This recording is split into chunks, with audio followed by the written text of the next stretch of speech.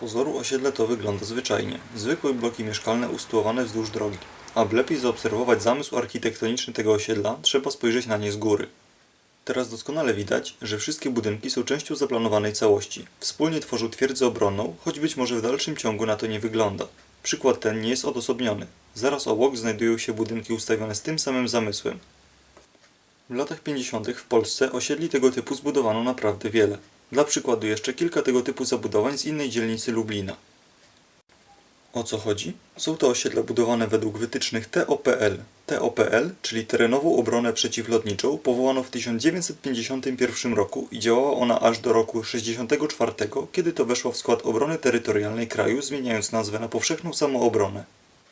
W 1973 roku powołano obronę cywilną, która przejęła jej funkcję. Od 1998 roku obrona cywilna kraju przemianowana została na zarządzanie kryzysowe i ochronę ludności. Wróćmy jednak do lat 50., kiedy to TOPL prężnie działała i zajmowała się obroną kraju. Oto co można zobaczyć w materiałach archiwalnych. W wypadku napadu atomowego na miasto, pierwsze do akcji wchodzą patrole dozymetryczne. Tymczasem z pobliskich rejonów wyczekiwania wyruszyły już na pomoc miastu jednostki służb TOPL.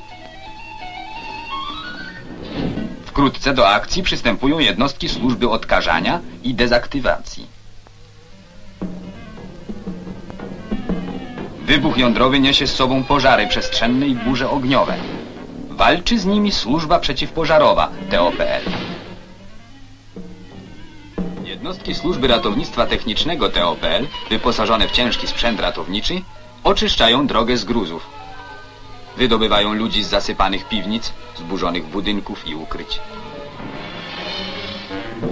Pierwsi wychodzą ranni, którym natychmiast śpieszą z pomocą jednostki służby medyczno-sanitarnej TOPL.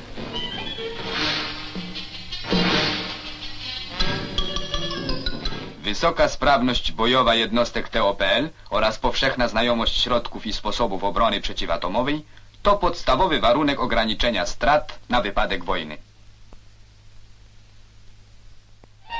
Dobrze wyszkolone jednostki terenowej obrony przeciwlotniczej służą społeczeństwu i w czasie pokoju. TOPL działa wszędzie tam, gdzie trzeba nieść pomoc w likwidacji skutków klęsk żywiołowych. Wspomniałem wcześniej o wytycznych terenowej obrony przeciwlotniczej mających poprawić bezpieczeństwo takich osiedli. Wytyczne między innymi zakładają budowanie zamkniętych, zwartych małych osiedli, klatki schodowe z wyjściami wyłącznie od strony podwórek. Przejścia pomiędzy budynkami mają być wąskie, możliwe do zablokowania czołgiem lub ciężarówką.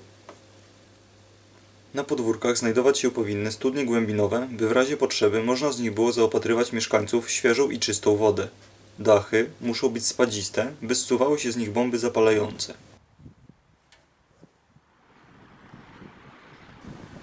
Każde osiedle powinno mieć choć jeden wieżowy punkt obserwacyjny, z którego wypatrywać należało zagrożenie z powietrza. W wieżowym punkcie obserwacyjnym zazwyczaj znajdowało się 2 członków TOPL, wyposażonych w urządzenia meteorologiczne oraz obserwacyjne. Wyposażeni byli również w telefon bezpośrednio połączony ze schronem. W razie ataku na osiedlu nie mogło zabraknąć syren alarmowych. A od strony podwórka, przed budynkami, znajdować się musiały czerpnie powietrza. Budka ta pełniła również funkcję wyjścia ewakuacyjnego ze schronu. Pod budynkami mieszkalnymi musiały znajdować się schrony. Schron, w zależności od wyposażenia, mógł pomieścić więcej lub mniej osób i zapewnić im lepszą lub gorszą ochronę przed czynnikami zewnętrznymi. To właśnie w schronach został ostatni ślad po TOPL. Wytłoczone na elemencie filtrowentylatora litery TOPL dla wielu pewnie pozostają zagadką. Wy wiecie już, skąd się wzięły i co oznaczają. Wszystko to sprowadzało się do jednego. Uczynić z osiedla mieszkaniowego prawdziwą twierdzę nie do zdobycia przez wroga. A czy ty mieszkasz na osiedlu według wytycznych TOPL? Zakończyły się jedne z wielu ćwiczeń TOPL. Czy i ty brałeś w nich udział?